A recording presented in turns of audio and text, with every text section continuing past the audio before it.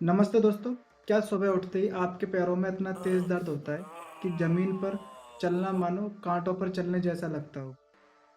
क्या आपके भी हाथ और पैरों की उंगलियों में सूजन आ जाती है, जिसको आम तौर पर आप लोग थकान या फिर पुरानी चोट का दर्द समझकर इग्नोर कर देते हैं, ध्यान नहीं देते हैं उसके ऊपर। लेकिन दोस्तों, ये कोई साधारण दर्द नहीं होता है।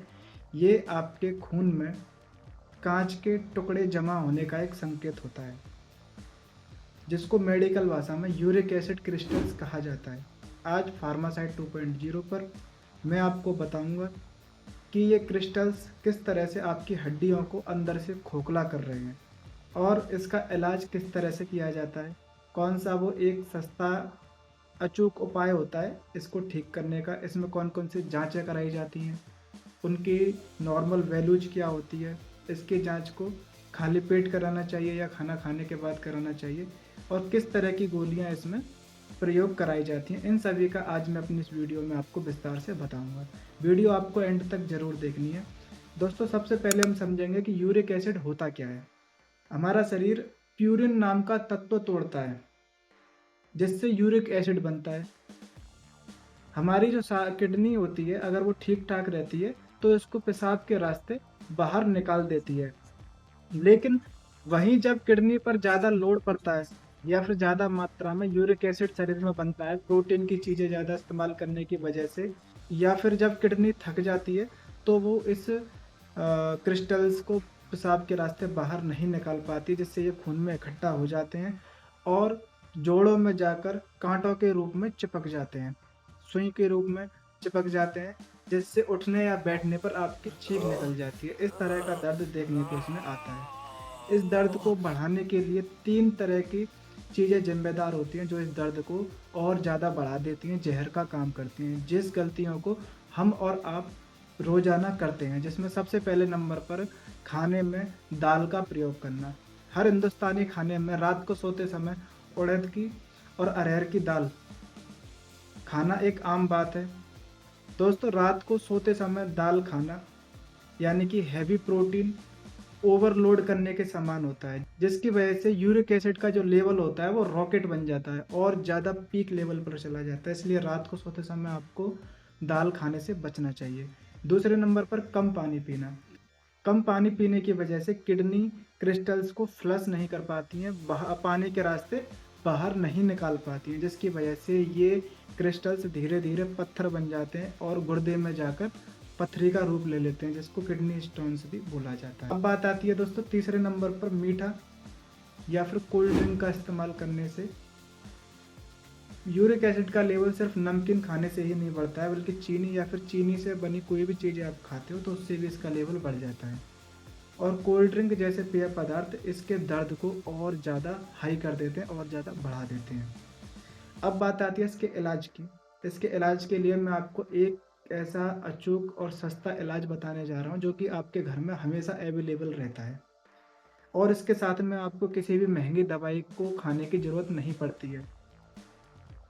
कितना भी पुराना दर्द क्यों ना हो, यूरिक एसिड अगर आपका अभी से बढ़ना स्टार्ट हुआ है और उसका लेवल ज़्यादा हाई नहीं है, तो आप इसकी मदद से उसके लेवल को कम कर सकते हो और दर्द पे काबू पा सकते हो।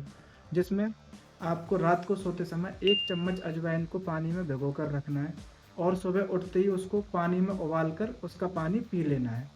इसके अंदर थाइमोल तत्व होता है, थाइमोल नामक पदार्थ होता है, जो कि इन क्रिस्टल्स को घोलने का काम करता है, यूरिक एसिड लेवल को कम करने का काम करता है, किडनी की फिल्ट्रेशन स्पीड जो होती है उसको दोगुना करने का काम करता है।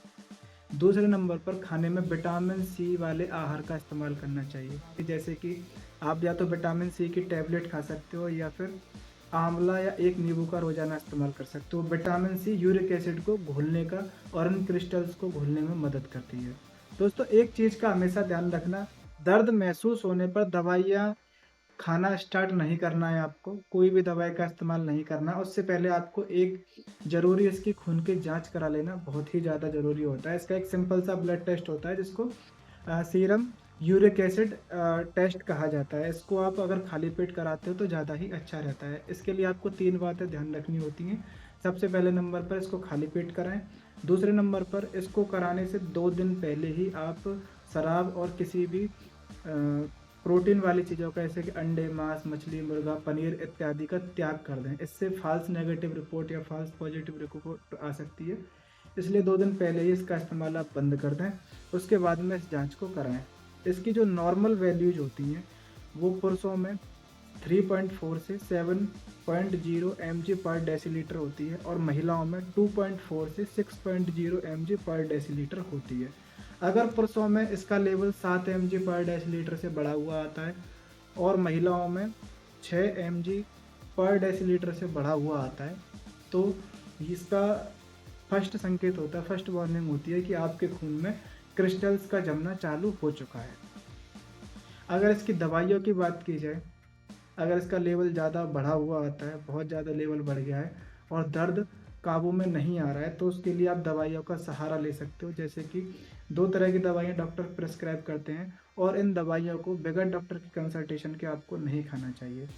इनमें सबसे पहले नंबर पर आती है एलोप्यूरिनोल टैबलेट, जो कि 100 mg से स्टार्ट की जाती है और 300 mg तक डॉक्टर इसको देते हैं। इसकी डोज 1 से 2 गोली पर डे खाई जाती है। इसको हमेशा खाना खाने के बाद में ही खाना चाहिए, क्योंकि खाली पेट खाने की वजह से पेट में एसिडिटी या फिर जलन जैसी शिकायत देखने को आती है। दूसरे नंबर पर इसको खाने के बाद में कम से कम 10 से 12 गिलास पर डे पानी का इस्तेमाल किया जाना चाहिए, जिससे किडनी पर लोड ना पड़े।